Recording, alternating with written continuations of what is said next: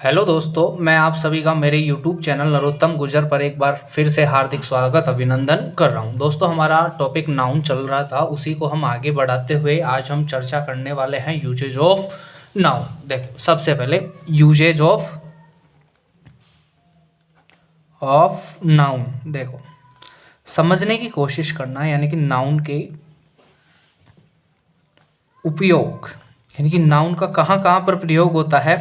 जैसे देखो, सबसे पहले अपन बात करने वाले हैं, जैसे देखो नाउन नाउन का उपयोग सबसे पहले जो आप बेसिक तौर पर देखते हो वो तो क्या है, noun as subject. Noun as subject यानी कि सब्जेक्ट के रूप में नाउन का प्रयोग किया जाता है। अब देखो, यहाँ पर समझने वाली बात यही है कि सब्जेक्ट के लिए आप कोई भी सेंटेंस देख रहे होंगे, जैसे मान लो Ram is going to Jaipur. अब यहाँ पर सब्जेक्ट कौन है? राम है।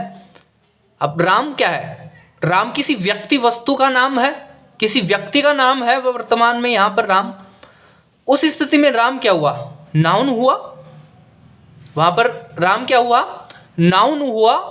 तो नाउन कोई तो अपन यूज देख रहे हैं। नाउन राम क्या था? यहाँ पर सब्जेक्ट था, तो नाउन एज सब्जेक्ट, नाउन का जो उपयोग है। फिर अपन देखेंगे इसके बाद में noun as an object of a verb. जैसे देखो, I help Rohan. I help Rohan, मैंने रोहन की मदद की। मैंने रोहन की मदद की। अब ये रोहन क्या है? रोहन नाउन है प्लस में, यानी कि साथ में क्या है? ये नाउन है, लेकिन ऑब्जेक्ट का मतलब जो वर्ब है उसका ऑब्जेक्ट भी है। वर्ब है उसका क्या है? ये ऑब्जेक्ट भी है। फिर अपन चर्चा कर रहे हैं नाउन के बारे में। NOUN देखो, noun as an object of a preposition.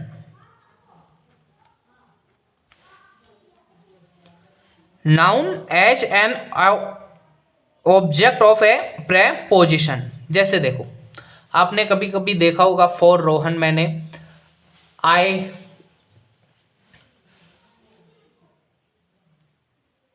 Bye a bag. I buy a bag for Rohan, यानी कि मैंने एक बैग खरीदा। किसके लिए? रोहन के लिए। अब यहां पर रोहन क्या है? रोहन नाउन है। रोहन क्या है? नाउन है। किसके साथ आई है? प्रेपोजिशन के साथ। प्रेपोजिशन के बाद में यूज हुई है, इसलिए अपन इसको बोल दिए noun as an object of a preposition. फिर अपन बात करें, जो इसका चौथा प्रयोग है वो है noun as an object complement.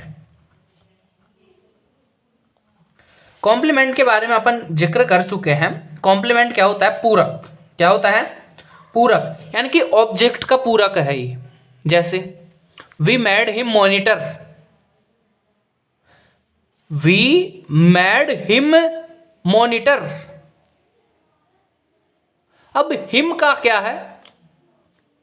जैसे देखो, हिम का अर्थ तब तक पूर्ण नहीं होगा जब तक अपन मॉनिटर वर्ड नहीं लिखेंगे। मॉनिटर वर्ड नहीं लिखेंगे। तो देखो, फिर अपन बात करेंगे noun as an object complement. तो हो गया ना, noun as an subject complement. देखो, सब्जेक्ट कॉम्प्लीमेंट, सब्जेक्ट कॉम्प्लीमेंट, यानी कि my name is Rohan. My name is Rohan हो गया। ये क्या हो गया? Subject complement. यानी कि बी वर्ब के बाद कोई नाउन या प्रनाउन आए, उनको बोलते हैं अपन सब्जेक्ट कॉम्प्लीमेंट। देखो, देखने की कोशिश करना। अपन सबसे पहले पहला लेंगे। पहला अपन ने लिखा नाउन एज सब्जेक्ट, कि जो नाउन का सबसे पहला रूप है वो सब्जेक्ट यानी कि देखो, लिखना साथ में लिखते रहना, क्योंकि लिखने साथ साथ लिखते हैं तो लिखने से ज़्यादा याद होता है। जब कोई नाउन सब्जेक्ट होता है, नाउन क्या है, सब्जेक्ट होता है, तो वह क्या होता है, फाइनाइट वर्ब के पहले अथवा फाइनाइट वर्ब के बाद यूज होता है। आपने finite verb part of speech पढ़ रहे थे उस समय, देखी अपन ने जो इसका इंट्रोडक्शन वाली क्लास थी, उसमें मैंने गिनाया था फाइनाइट वर्ब कितनी होती है, 27.5 फाइनाइट वर्बों में अपन ने देखा था, गिनवा भी दिया था। यानी कि खुद का अपना टेंस होता है, वो क्या होती है, फाइनाइट वर्ब। जैसे देखो, यानी कि नाउन क्या होता है, जब कोई नाउन सब्जेक्ट होता है, जब नाउन सब्जेक्ट होगा तो वह फाइनाइट वर्ब के जस्ट पहले या जस्ट बाद यूज होगा। जैसे देखो, यानी कि पहले वाला एग्जाम्पल देख लेते हैं। जैसे रोहन हेल्प्स द नीडी। अब यहां पर रोहन क्या है, रोहन नाउन बोले तो ये है सब्जेक्ट, ये क्या है, वर्ब, और वर्ब भी कौन सी है, ये finite, first verb plus S, यही यस, फाइनाइट वर्ब। कौन सी है ये, फाइनाइट वर्ब। अब ये रोहन किसके पहले आ रहा है, यानी कि सब्जेक्ट किसके पहले आ रहा है, फाइनाइट वर्ब के जस्ट पहले, यही तो लिखा अपन ने। ये किस में आता है, ये आता है अफर्मेटिव और एंड नेगेटिव वाक्य में, अफर्मेटिव एंड नेगेटिव वाक्यों में सब्जेक्ट है वो हेल्प मतलब फाइनाइट वर्ब से पूर्व में आता है। जबकि जो इंटेरोगेटिव वाक्य हैं, इंटेरोगेटिव दो प्रकार से बनते हैं, आपने देखा जब अपन ने सेंटेंस के प्रकार देखे थे उस समय देखा, एक तो हेल्पिंग वर्ब से बनने वाले होते हैं और एक WH वर्ड से बनने वाले होते हैं। अब देखो सेकंड एग्जांपल देखो, जैसे डस रोहन हेल्प द नीडी। देखो अब ये क्या है, फाइनाइट वर्ब, रोहन क्या है, सब्जेक्ट। अब ये रोहन क्या आ रहा है, रोहन आ रहा है फाइनाइट वर्ब के बाद में, तो यानी कि सब्जेक्ट फाइनाइट वर्ब के पहले भी यूज आ सकता है और बाद में भी यूज आ सकता है। और यहाँ पर सब्जेक्ट से आश्चर्य किससे है, नाउन से है, किससे है, नाउन से है। अब देखो जैसे ये पहला प्रयोग हो गया, दूसरा प्रयोग था noun as an object of a verb, noun as an object of a verb. देखो जो इसका नेक्स्ट रूप है वो है, अपन देखने वाले हैं, देखो बात कर लेते हैं अपन।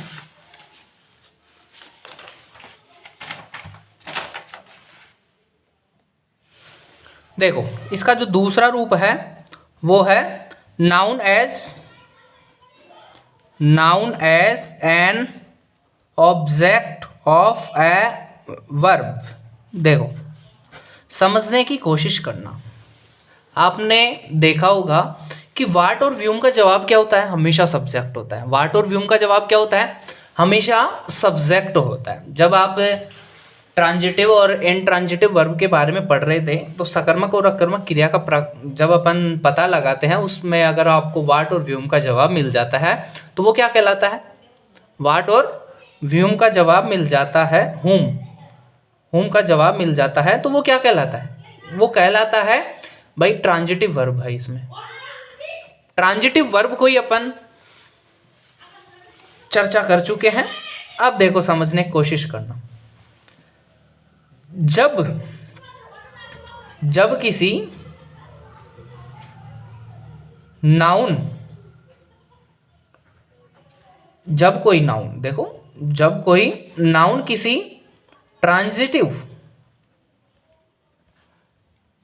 ट्रांजिटिव वर्ब के बाद यूज होता है, तो वह वर्ब का सब्जेक्ट होता है। क्या है? वर्ब का सब्जेक्ट होता है। यानी कि जब कोई नाउन ट्रांजिटिव वर्ब के बाद यूज होता है तो वह क्या कहलाता है? वर्ब का सब्जेक्ट होता है। और ऑब्जेक्ट आपने देखा होगा,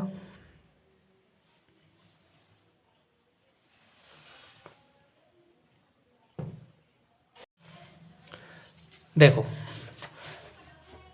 सेकंड प्रयोग पढ़ने से पहले अपन ये लिख लेते हैं कि सब्जेक्ट हमेशा वाट और हूं का जवाब होता है।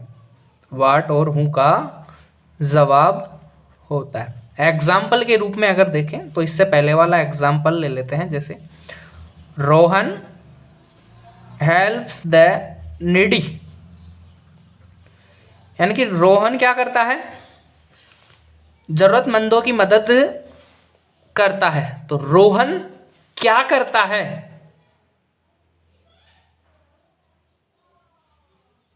रोहन क्या करता है?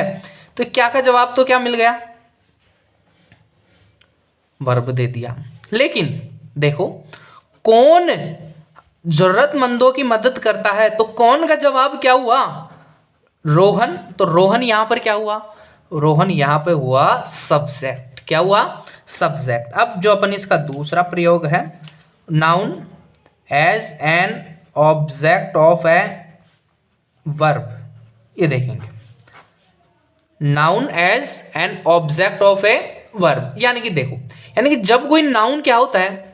ट्रांजिटिव वर्ब के जस्ट बाद यूज होता है, तो वो वर्ब का क्या कहलाता है? ऑब्जेक्ट कहलाता है। जैसे देखो, जब कोई नाउन किसी ट्रांजिटिव वर्ब के बाद यूज होता है तो वह वर्ब का ऑब्जेक्ट होता है। वर्ब का क्या होता है? ऑब्जेक्ट होता है। और ऑब्जेक्ट दो प्रकार से बनाए जा सकते हैं। एक तो रहता है ऑब्जेक्ट, ऑब्जेक्ट के प्रकार देखे थे अपन ने। एक तो देखा था डायरेक्ट ऑब्जेक्ट और एक देखा था इनडायरेक्ट ऑब्जेक्ट, देखा था ना। ऑब्जेक्ट में अपन ने देखा था एक तो डायरेक्ट ऑब्जेक्ट और एक इनडायरेक्ट ऑब्जेक्ट। इनडायरेक्ट ऑब्जेक्ट सबसे पहले आता है, डायरेक्ट ऑब्जेक्ट बाद में आता है। इन दोनों का स्थान भी चेंज हो सकता है, लेकिन स्थान चेंज कर दिया तो अपन को टू या फॉर प्रेपोजिशन लगानी पड़ती है। ये अपन पहले जिक्र कर चुके हैं। देखो, और ऑब्जेक्ट का जो जवाब होता है, ऑब्जेक्ट हमेशा होम और वाट का जवाब होता है। होम और वाट का जवाब होता है। होम और वाट का क्या होता है? जवाब होता है। जैसे देखो, आई हेल्प रोहन, मैंने किसकी मदद की? आंसर आया रोहन। तो रोहन क्या हो गया यहां पर? ऑब्जेक्ट। क्या हो गया? ऑब्जेक्ट। ऑब्जेक्ट है मतलब सेंटेंस में, तो ये क्या हो गई? Transitive verb. और ट्रांजिटिव वर्ब के बाद कोई नाउन आ रहा है तो वो नाउन क्या कहलाया? Transitive verb. यानी कि इस वर्ब का क्या कहलाया? ये ऑब्जेक्ट। तो यहां पर अपन ने यही तो देखा, noun as an object of a verb. तो यहां पर ये रोहन क्या है? रोहन है हेल्प वर्ब का ऑब्जेक्ट। जैसे एक एग्जांपल और देखो, जैसे आई गैव रोहन ए पेन, मैंने एक पेन रोहन को दिया। मैंने एक पेन रोहन को दिया।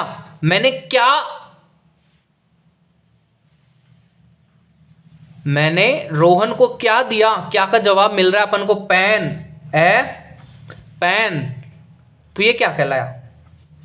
ये ऑब्जेक्ट कहलाया। किसका ऑब्जेक्ट कहलाया? ये कहलाया गैव वर्ब का। ये रोहन, मैंने किसको पेन दिया? रोहन को, ये भी क्या कहलाया, ऑब्जेक्ट कहलाया। किसका, ऑब्जेक्ट, मतलब ये वर्ब का ऑब्जेक्ट है। किसका ऑब्जेक्ट है, वर्ब का। फिर अपन देखते हैं जो तीसरा पॉइंट है, वो अपन ने देखा था noun as an object of ए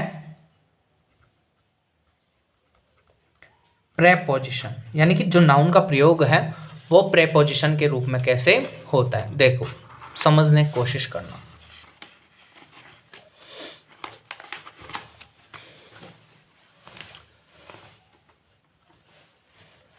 मैंने बताया था भाई,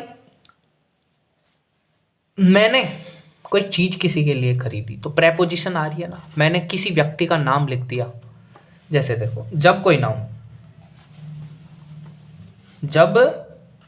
नाउन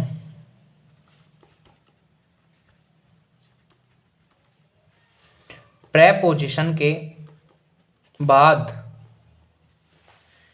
यूज होती है तो वह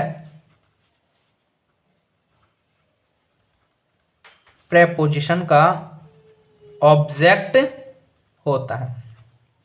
जैसे देखो, I buy a pen for Rohan. अब ये फोर क्या है, यहां पर फोर है प्रेपोजिशन। फोर क्या है यहां पर, प्रेपोजिशन। और प्रेपोजिशन के बाद में क्या आ रहा है, नाउन। तो ये नाउन क्या हुआ, ये रोहन क्या हुआ, इस प्रेपोजिशन का ऑब्जेक्ट हुआ। प्रेपोजिशन का ऑब्जेक्ट हुआ। और जब मैं आपको प्रेपोजिशन पढ़ाऊंगा तो उस समय ये नियम बताऊंगा कि प्रेपोजिशन के बाद में या तो फर्स्ट वर्ब आएगी, प्रेपोजिशन के बाद में या तो वर्ब की फर्स्ट फॉर्म यूज लेना जरूरी है, या फिर कोई नाउन होना ही होना अति आवश्यक है। देखेंगे जब, अब देखो सबसे पहले अपन बात कर लेते हैं इसका जो नेक्स्ट रूप है, जो चौथा पार्ट है वो देखने की कोशिश करते हैं। देखो noun as an object complement. देखो समझने की कोशिश करना, मतलब कॉम्प्लेक्स ट्रांजिटिव वर्ब होते हैं। कॉम्प्लेक्स ट्रांजिटिव वर्ब वो सेंटेंस होते हैं। मैंने बताया था भाई, वर्ब के प्रकारों में देखे थे अपन ने, एक तो मोनोट्रांजिटिव, एक डाइट्रांजिटिव और एक कॉम्प्लेक्स ट्रांजिटिव, देखा था ना। उस समय अपन ने यही बताया था कि भाई ऑब्जेक्ट और ऑब्जेक्ट कॉम्प्लीमेंट दोनों आ जाए वो कौन सा कहलाता है, कॉम्प्लेक्स ट्रांजिटिव वर्ब वहां पर यूज होती है। तो देखो सबसे पहली बात, कॉम्प्लेक्स ट्रांजिटिव वर्ब में ऑब्जेक्ट तथा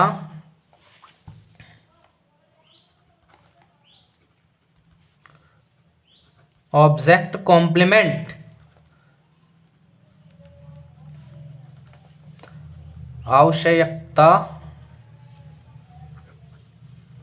पड़ती है। ऑब्जेक्ट कॉम्प्लीमेंट हमेशा ऑब्जेक्ट के बाद यूज होता है। हमेशा क्या होता है, ऑब्जेक्ट के बाद यूज होता है।